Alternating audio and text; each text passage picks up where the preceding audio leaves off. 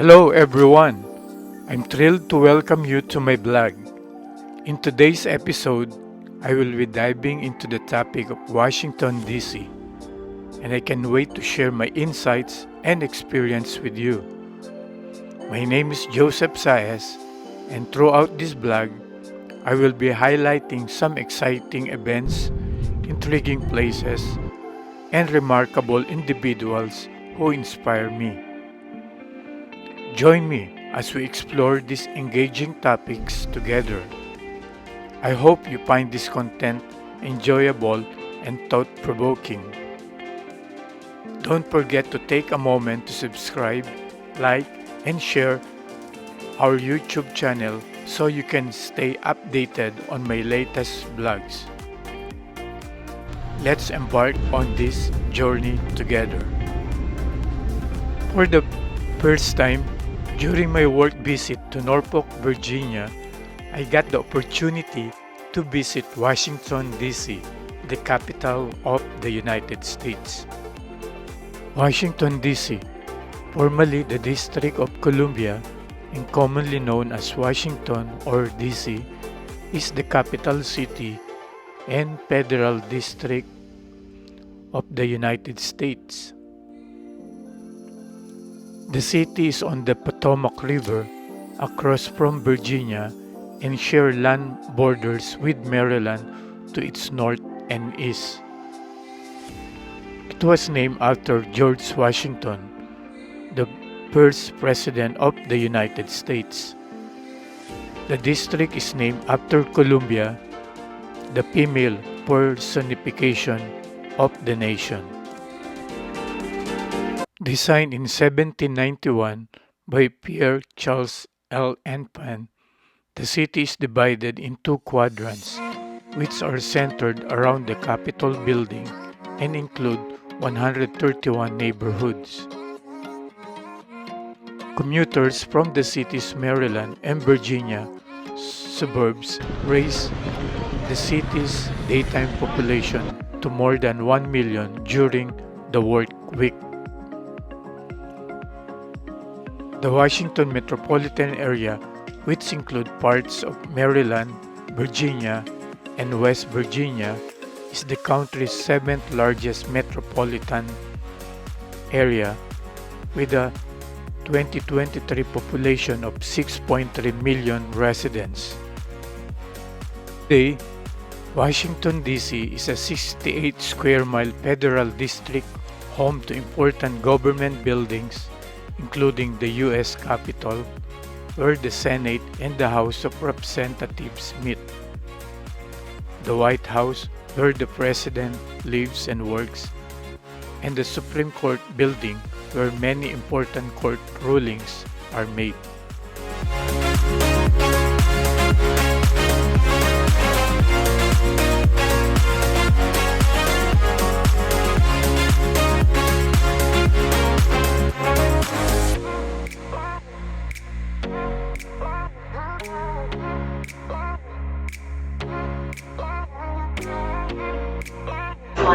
There's a story etched within these walls that reflects who we've been as a country and who we are today. The White House represents the journey of our nation, defined by the ideals of democracy, justice, and equality.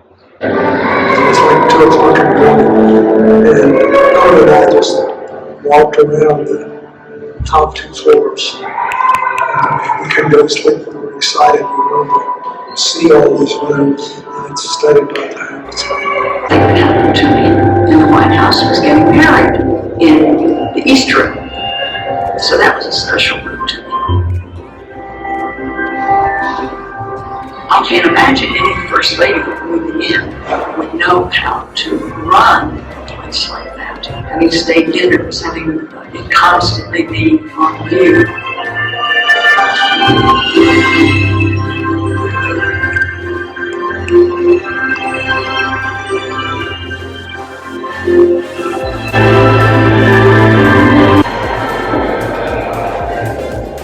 The White House there is the next out of the White House. And then they turn around to take the last photos. But we always had really fun congressional.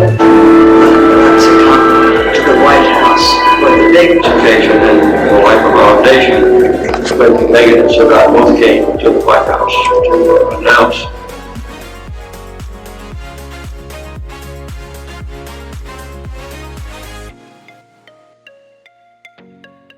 in his government, because that's the only office in America where every American can vote either for or against the person. This is your moment as well. And that what decisions are made here in a major way are determined by your collective attitude concerning peace, concerning human rights, concerning justice. What makes you excited?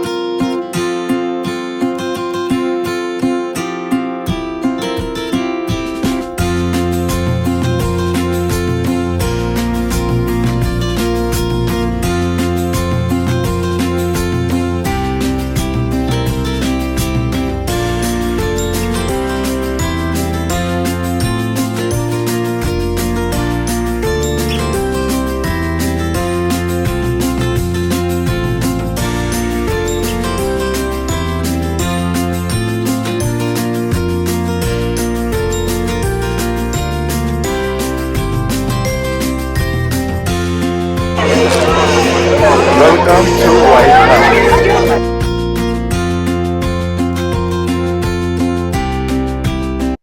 The White House is the official residence and workplace of the President of the United States, located at 1600 Pennsylvania Avenue, NW in Washington, D.C. It has served as the residence of every U.S. president since John Adams in 1800, when the national capital was moved from Philadelphia. The White House is also a figure of speech for the presidents and the advisors.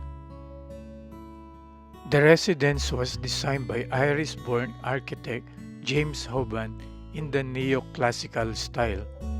Hoban remodeled the building on Leinster House in Dublin, a building which today houses the Oireachtas, the Irish legislature.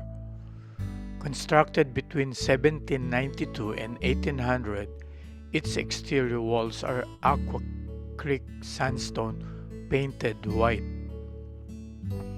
When Thomas Jefferson moved into the house in 1801, he and architect Benjamin Henry Latrobe added low colonnades on each wing to conceal what then were stables and storage.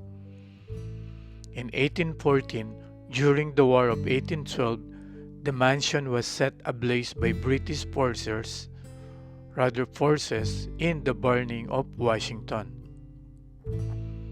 destroying the interior and charring much of the exterior. Reconstruction began almost immediately, and President James Monroe moved into the partially reconstructed executive residence in October 1817. Exterior construction continued with the addition of the semicircular south portico in 1824 and the north portico in 1829. Because of crowding within the executive mansion itself, President Theodore Roosevelt had all works office relocated to the newly constructed West Wing in 1901. 8 years later, in 1909, President William Howard Taft expanded the West Wing and created the first Oval Office, which was eventually moved and expanded. In the executive residence, the third floor attic was converted to living headquarters in 1927 by augmenting the existing hip roof with long shed dormers. A newly constructed East Wing was used as a reception area for social events. Jefferson's colonnades connected the new wings. The East Wing alterations were completed in 1946, creating additional office space by 1948. The residence load-bearing walls and wood beams were found to be close to failure. Under Harry S. Truman, the interior rooms were completely dismantled and a new internal load-bearing steel frame was constructed inside the walls. On the exterior, the Truman balcony was added. Once the structural work was completed, the interior rooms were rebuilt. The present-day White House complex includes the Executive Residence, the West Wing, the East Wing, the Eisenhower Executive Office Building, which previously served the State Department and other departments. It now houses additional office for the President's staff and the Vice President, and Blair House, a guest residence. The Executive Residence is made up of 6 stories. The ground floor, state floor, second floor, and third floor, and a 2-story basement. The property is a National Heritage Site owned by the National Park Service and is part of the President's Park. In 2007, it was ranked second on the American Institute of Architects list of America's favorite architecture.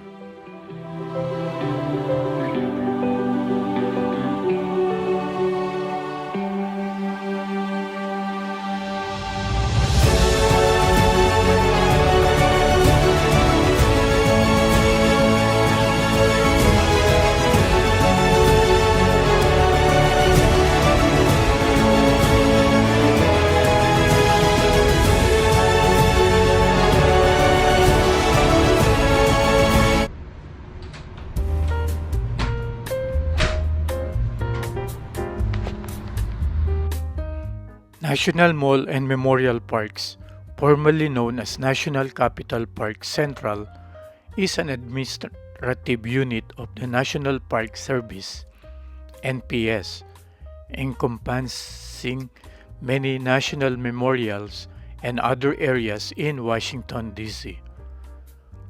Federally owned and administered parks in the capital area date back to 1790, some of the oldest in the United States.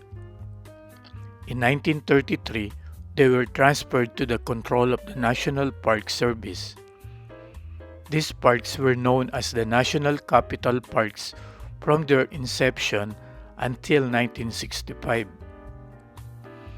The NPS now operates multiple park groupings in the DC area, including National Capital Park East, Rock Creek Park, President's Park, and George Washington Memorial Parkway. National Mall and Memorial Parks also provides technical assistance for the United States Navy Memorial.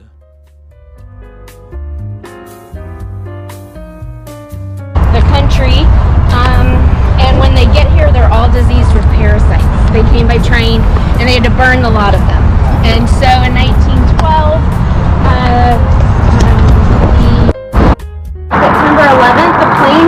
through near the 12th floor of that hotel, flew through where those spires are, just at the west front of the building. 120 people died in the plane in the building, and they're acknowledged at the memorial on that side of the plane, which is worth a visit. But really close here to Washington, D.C. And they used the sand from the river to make the concrete building, because, of course, all the metal to as well. I'm sorry, I missed what. That is the Pentagon. Oh, that's the Yes. brown building with the flag. With the flag, yes. With So all what? those It square. hit by A plane. a plane, or Yes, just like this this? on September 11th. In September, wow. Yeah. The third one hit this one, and the fourth one, the passengers took over and crashed in a field in Pennsylvania. That's the second one. The first one and the second one hit the World Trade Oh, Towers. I see. Changing what Washington, D.C. looks like. So the Lincoln Memorial is here, the Jefferson Memorial is now here, and we're standing here. So all of that brown was added to the shoreline. There was a bridge that went from Virginia over here to 14th Street called the Long Bridge. And of course, when we built this land, it made the bridge much shorter. But that's how you got back and forth between Virginia over the Potomac River.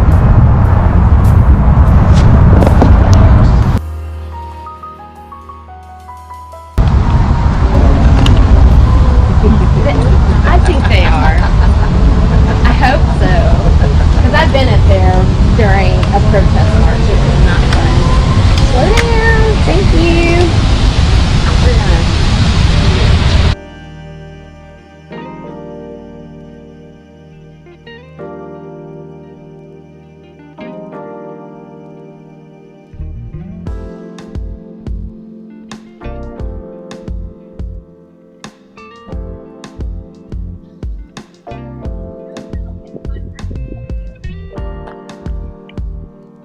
And the American people knew this, but they didn't really know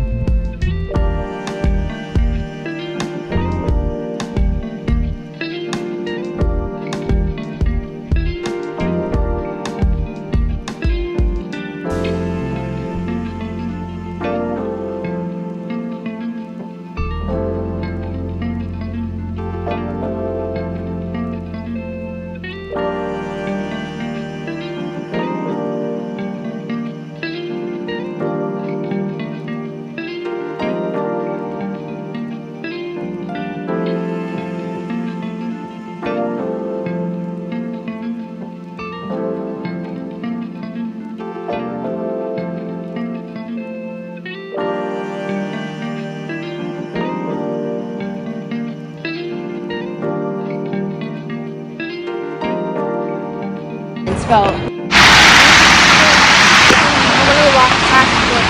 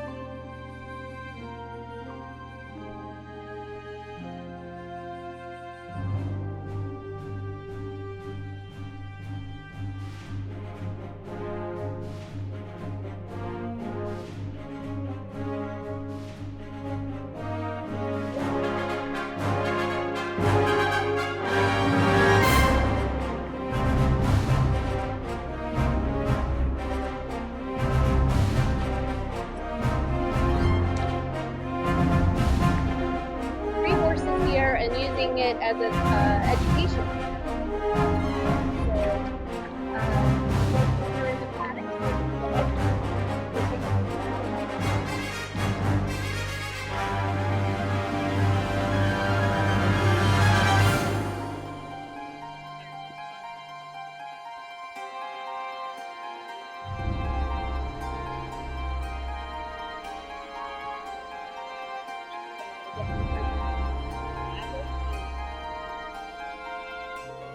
So, 18.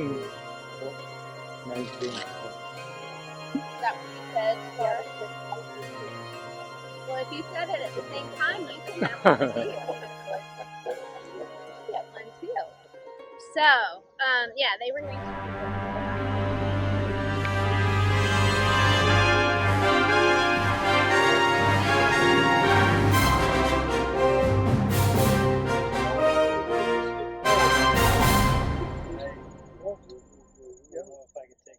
It really is.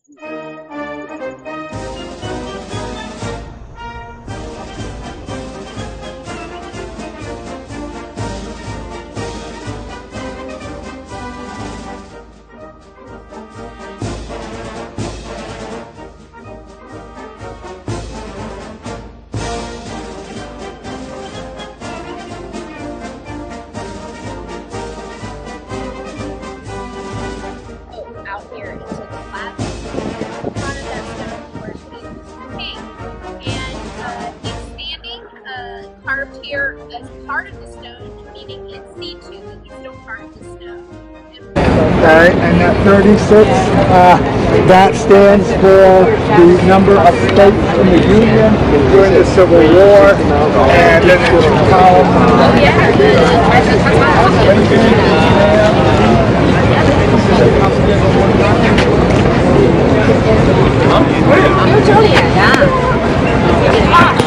there. The best I've ever seen it was a night late October, not a breeze. It was like glass, and you could see the windows in the cabin in the water. It was so clear. There were no ducks. It was just still as it could be. And I've also seen it on a windy day when you couldn't even barely tell that it was there. But it might change as we're here tonight. We might get a better reflection before we leave. But the reflecting pool is part of the Washington Monument. Remember I said all this land was dredged up from the river in the 1880s, and when they finished the memorial in 1922, this area was very swampy. It would fill up with the water as the tides would come and go, and a source of malaria and things like that. So someone had the idea to build this reflecting pool based on the Grand Canal at Versailles. It's nearly a half a mile long. It holds 600 million gallons, 600,000 gallons of water. Gotta get my numbers right. And it's at its deepest point, it's about 2.5 feet.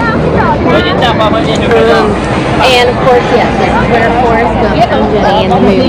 Now, Robin Wright Penn refused to get in the water because it is basically a glorified duck pond. And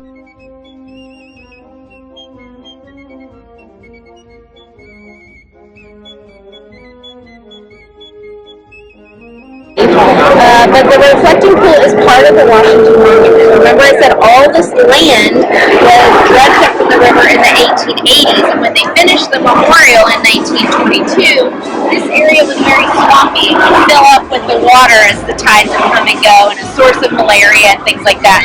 So someone had the idea to build this reflecting pool based on the Grand Canal at Versailles. It's nearly a half a mile long, about 600 million gallons, 600,000 gallons of water. Gotta get my numbers right. And it's at its deepest point, it's about 2.5 feet. And of course, yes, now Robin Wright Penn refused to get in the water because it is basically a glorified duck. And so they built a platform just under the surface of the water. She wore duck waders, hip waders under her costume. She did not want to get wet, and I don't blame her because it is close. Every morning, in the first panel of that one, the stone carvers made a mistake. So see if you can find that one. That was a really bad day at work for the stone carver. And the mural above that speaks to unification and bringing everybody back together. The memorial is currently under construction. They just started a few months ago. There is a huge open space underneath this memorial called the Undercroft that is no one has access to. And so they're renovating the bathrooms, replacing the elevator, and they're going to add a museum under the stairs here with balconies that look out into the Undercroft. And the workers left graffiti on the walls and things like this. And so in about 5 years, we're going to have access to this amazing hidden spot here in Washington, D.C. So hang in there. Where you see the construction wall in the center of the stairs there is where Martin Luther King gave his famous I Have a Dream speech on August 28th. The Lincoln Memorial is a U.S. national memorial that honors the 16th President of the United States, Abraham Lincoln. An example of neoclassicism, it is in the form of classical temple and is located at the western end of the National Mall in Washington, D.C. Henry Bacon is the memorial's architect, and Daniel Chester Prince designed the large interior statue of a seated Abraham Lincoln, 1920, which was carved in marble by Pizzarilli Brothers. Jules Guerin painted the interior murals, and the epitaph above the statue was written by royal courtesans. Dedicated on May 30, 1922, it is one of several memorials built to honor an American president. It has been a major tourist attraction since its opening, and over the years has occasionally been used as a symbolic center focused on race relations and civil rights. Doric-style columns like the temple exterior and the inscriptions inside include two well-known speeches by Lincoln, the Gettysburg Address and his second inaugural address. The memorial has been the site of many famous speeches, including Martin Luther King Jr.'s I Have a Dream speech delivered on August 28, 1963, during the rally at the end of March on Washington for Jobs and Freedom. The World War II Memorial is a national memorial in the United States, dedicated to Americans who served in the armed forces and as civilians during World War II. It is located on the National Mall in Washington, D.C. The memorial consists of 56 granite pillars decorated with bronze laurel wreaths representing U.S. states and territories, and a pair of small triumphal arcs for the Atlantic and Pacific theaters, surrounding an oval plaza and fountain. On its short axis is a memorial wall of gold star representing the pollen, and opposite a slope and steep entrance plaza leading up to the oval from 17th Street. Its initial design was submitted by Austrian-American architect Friedrich St. Florian.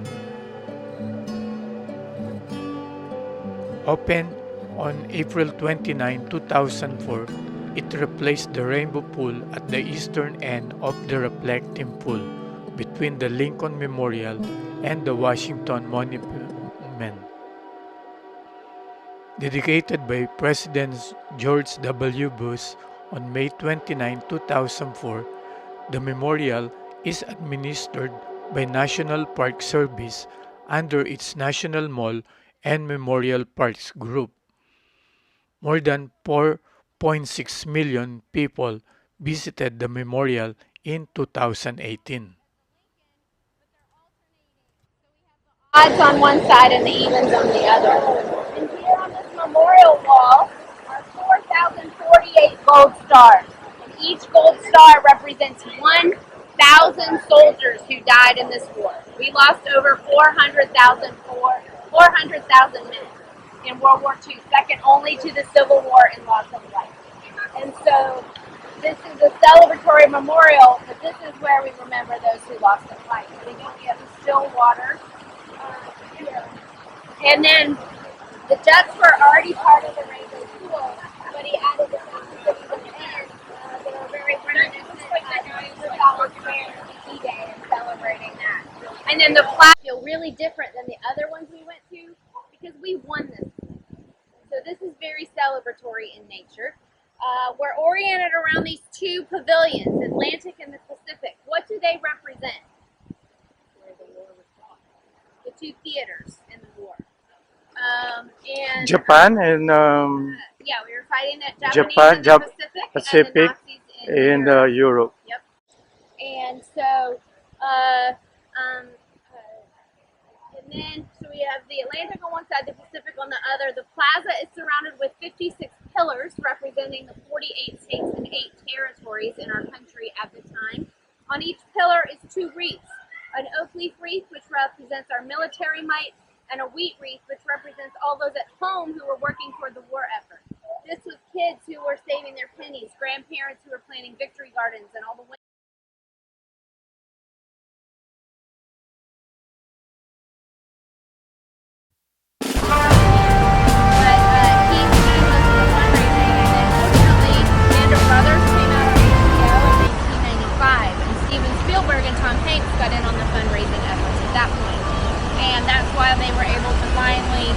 Build this in 2004. So when Senator Dole passed away in 2021, they had a memorial service up at the National Cathedral, and then they came here for a service because he had come here 1,800 times over the course of his life. Every Wednesday afternoon to meet with veterans and their families. And so this was a very important place to him. So on that December day, they honored him here. Tom Hanks made the remarks. And it was a beautiful December day. I got to be here for that event because a lot of us have Senator Dole stories. Mine was on Christmas Eve when I was about 10 years old. He and sat beside us in church on Christmas Eve in Charlotte. So she's from Salisbury. So it was really fitting to honor President Dole here. And it's a beautiful memorial. It really is. And, didn't hurt the view. The greatest generation really deserves to be remembered here. Washington Monument, obelisk in Washington, D.C., honoring George Washington, the first President of the United States. Constructed of granite paste with Maryland marble, the structure is 55 feet, 16.8 meters square at the base and 554 feet 7 inches, 169 meters high, and weighs an estimated 91,000 tons.